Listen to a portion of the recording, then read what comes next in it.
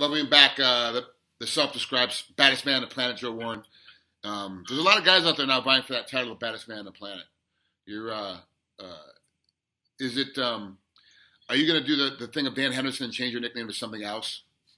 To Hendo or no? Well, no, obviously not the Hendo. But the real baddest man is Mike Tyson. Okay, and when I was a kid growing up, he was knocking fools out constantly.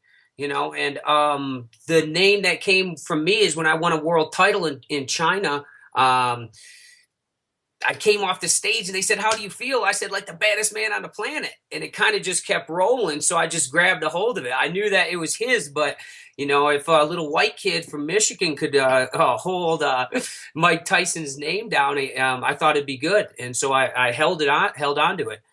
So that's why we're still the baddest man. I like to use a lot of his sayings too in all my interviews.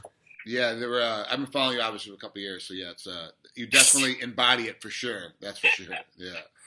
So I asked you before we started, you're fighting Darrion Caldwell, Bellator at 151, but you made a comment that you were trying to get on a plane yesterday and have a different opponent. Like, why was that? Well, Dantes and Galvo, those two, you never know if they're getting a cage or not. So that's what I said. They were supposed to fight before, last December, and Dantes pulled out of that one. And then so I've been just saying I'll be surprised to see if I see both of them in the cage, period. And then yesterday I woke up and saw that Marcus was sick or something, didn't make weight. So Dantes likes to run his mouth, and I wanted to break those freaking teeth out and shove them down his throat. So I called Bellator and said, "I'll get on this plane right now. It's a 40-minute flight. I was 5 to 10 pounds over. I would have made weight last night and fought today and next week." And they said the commission wouldn't let me fight this week and next week. They give me an automatic 7-day suspension every time you fight. So they would rather have me fight Darion next week than to save this card this week. Okay, I get their point, but I also get your point. I can come in and save a card. I'm ready to go. It's only a week difference. I'm already on weight. I'm ready to go. Like, what's the difference? Let me come and do both. I also get it from a financial standpoint. For you, that's great. Like, you can double dip. That's kind of what I was thinking. I'm a smart fighter. I don't just jump at those, but I'm ready. I got my weight down for one reason, because I knew that this was going to happen today. And I knew I was going to be ready 100%. Me and my coach had myself ready for today, not next week. Now it's just nice and relaxed. I swore that I would be fighting for a belt today. And that's what I've been saying for the last 2 weeks. And then, boom, it happens again. And so, I'll do whatever Bellator tells me. And right now they want me to fight that young stud Darion. So I'm ready to do it. I think it would have been great if you could have pulled out both fights. That would have been awesome. Well, I could have. But, yeah. I don't know. So we do what they say. So what did Bellator say? Was it an automatic no? No, there was not an automatic no. I talked to Mike Kogan instantly, said, "You're a crazy man. I don't know what you're thinking." I said, "I don't care.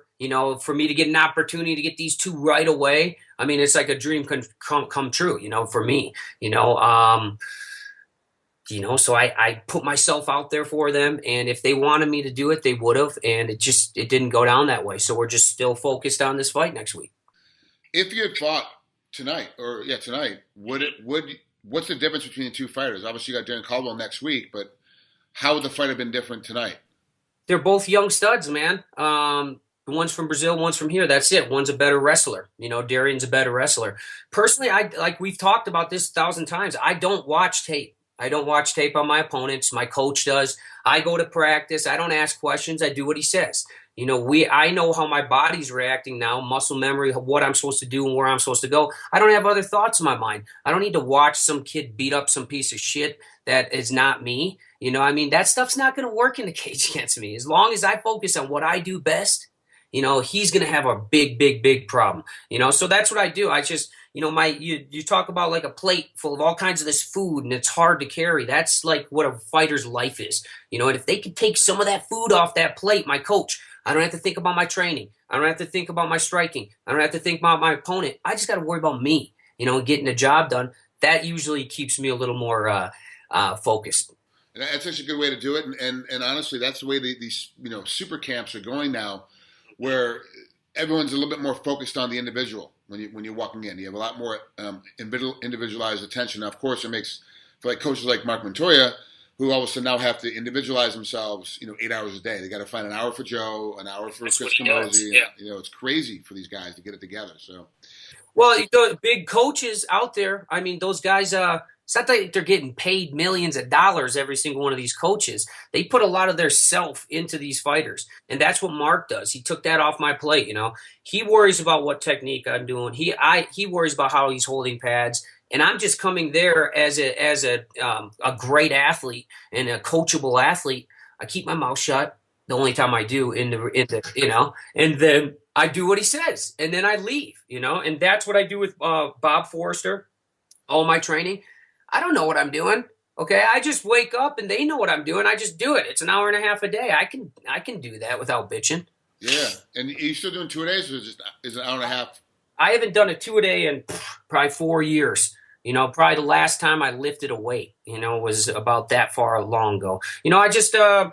I haven't been hit in the face for about a year and a half, besides them paying me in a cage. I'm a veteran. I've been in there. I know how to compete. I don't need to get this shit, my head beat up all day long so that when it comes to that fight, maybe my chin's a little weak, so we stay focused on, the task at hand. Smart. Well, let's talk about Caldwell. You said his wrestling's a little bit better. But how does it compare to yours MMA-wise? Now, obviously, you've got the better international competition wrestling, from world champ, let's be honest. But MMA is a different beast. When you're getting punched at and elbowed and kneed and kicked, how do you compare his MMA wrestling from what you know about him? I don't really, MMA wrestling, I focus on what I do best is move forward, and I take people down. I mean, if he wants to drop down and try to jump into my legs like he's an ankle biter in college, I'd be happy to choke his ass out. But most, it doesn't happen that way. Once you get in that cage and the bell rings, all those game plans kind of go outside the window. So you better be focused and structured on what you're going to do. If he wants to wrestle me, I'm the first person with open arms to say, come on, big guy. I've wrestled with the best and beat the best. You're just some chump coming up from North Carolina thinking that you can come step into a cage with the baddest man. That's great. I'm happy your confidence is up. But we're not wrestling, he's 6 feet tall. You know how long hard it is to wrestle a guy like that, wrestle a guy with that kind of size. It'd be a different match if we were wrestling, but we're fighting. So you know what I said, in the cage, we'll see what technique works. Are you comfortable with super tall guys? Because Darion's what 5'11", right? Something like that. He's pretty tall. And you're like 5'6", right? 5'5". Yeah. So is it obviously in wrestling most guys are your size because all of us are kind of built the same squat and strong. What's the difference between when you're fighting somebody of that height? Because 2 or 3 inches is a big difference in MMA. Yeah, well, he's skinny as hell also. A 6-foot man coming down to 135. He's losing more than just, size, I think. You understand what weight cutting is. You understand what it does to a guy that's not mentally tough and doesn't have that group of support behind him moving him forward. So we'll see what happens. A taller fighter, a little lengthier, a little skinnier, maybe not as strong. So I'll get to him. Yeah, that poses a lot of threats also. When you're a young, explosive fighter like Darrion, he throws a lot of weird things out all the time. That's how he fights. So I just got to make sure that everything's locked down and I'm not leaving my arms open. I'm not getting my leg ripped off. I'm pushing for the finish every time. I think the thing that's going to be a factor is conditioning and the pressure that I put on a person. You can watch all the tape you want on me, but until you get that pressure, until you feel that pressure that I'm giving onto you, sometimes it'll break a man. So, we fight next week. And it should be exciting. They're also, to let's not forget, now he's young and hungry, but he's also 8-0. He hasn't been defeated yet. So those guys pose a different problem as well. Someone that hasn't lost yet poses a whole different set of issues because a lot of times they don't realize when they're in trouble. And so they keep fighting out of stuff and keep coming. I fought several undefeated fighters. I can't, from 4 guys when you compete against them are completely undefeated.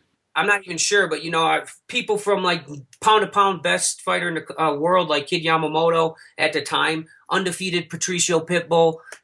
These are people that believe that they can win. Okay, Dantes believes. You believe it's always worked. This has always worked. And then boom, you throw a wrench at him, and he's like, oh, nothing's working. So it starts to stress you out. What's that gonna do to the man? I mean, things aren't gonna work, put it that way. All right, last time we talked, you said you were trying to get in a little bit more coaching. We're hoping to go down to the Olympic Training Center in Colorado Springs and maybe start doing some youth camps and being one of the youth coaches. Has that gotten any closer? Yeah, I've been at the training center like Tuesday and Thursdays. I still will wrestle Olympic team trials. I haven't qualified, which is crazy.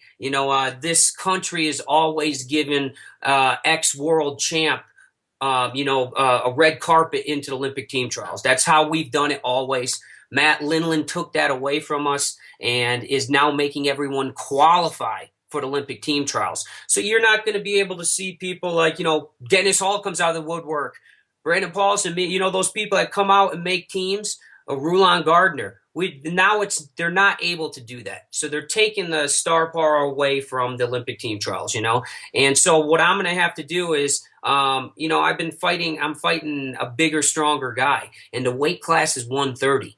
And I haven't been at 129.5. I've never been down there, So we've been, Bob and us have been focused on, my weight's been lighter now. We've been focused on, I'm going to have to go to the last Olympic qualifier in Cedar Falls, Iowa, 5 days before the Olympic team trials to wrestle in it. So after all this is done, we fly out to Iowa and try to win that tournament. And if I win that tournament, then I drive down to Iowa City and the next weekend wrestle Olympic team trials. Okay, so hold on.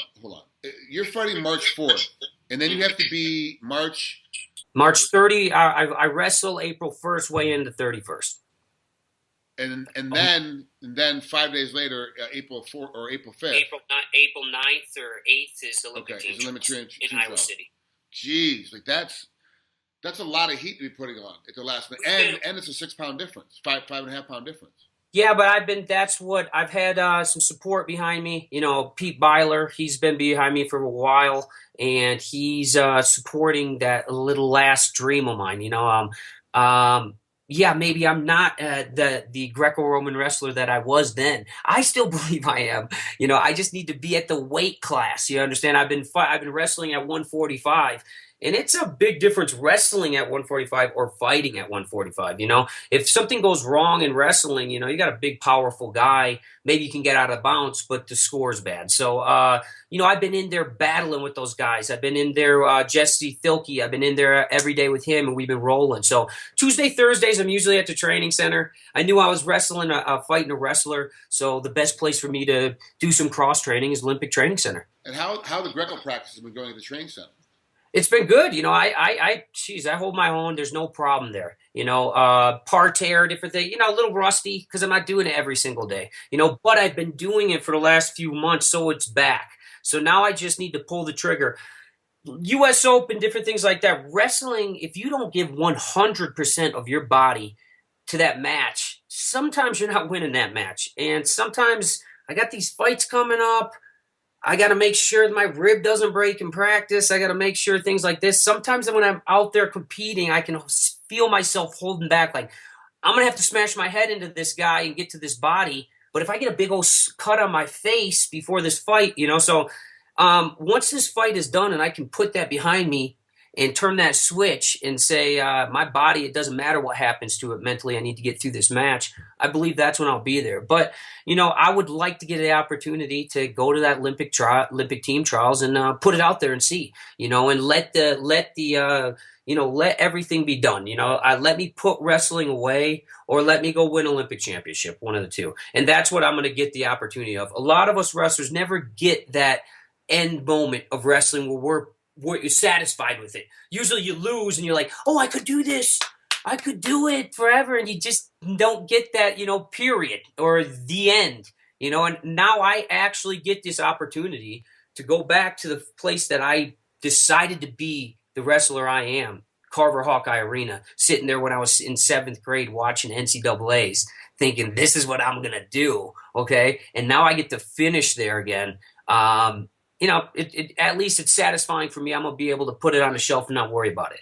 That's fucking awesome, is what that is. That's fucking awesome. It's just not something everyone gets to do, you know. So that's great. Wow, Joe, I didn't realize all that was coming down here in the next month or so. So, well, we'll touch base again after this fight and before the trials, before the qualifier, and then we'll touch base again before the trials. Yeah. So, all right, Joe, thanks so much, man. Say hi to the family for me. We'll talk again soon. You too. Thank you. You got it, brother. Take it easy.